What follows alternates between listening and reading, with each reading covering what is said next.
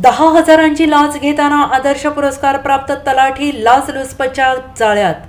आदर्श तलाठी पुरस्कार प्राप्त तलाठ्यालाच 10,000ची लाच घेताना सांगलीच्या कडेगावमध्ये रंगेहात पकडण्यात आलेला आहे। वैभव तारळेकर असे या तलाठ्याचे नाव असून तो कडेगाव तालुक्यातील तडसर येथे तलाठी म्हणून कार्यरत होता।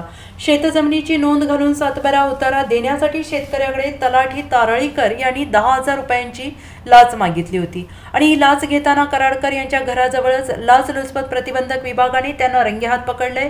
वैभव तारळेकर हे 2024 मध्ये आदर्श तलाठी पुरस्काराने सन्मानित झालेले होते। त्याबरोबरच कडेगाव तालुका तलाठी संघटनेचे अध्यक्ष म्हणून ते देखील आहेत।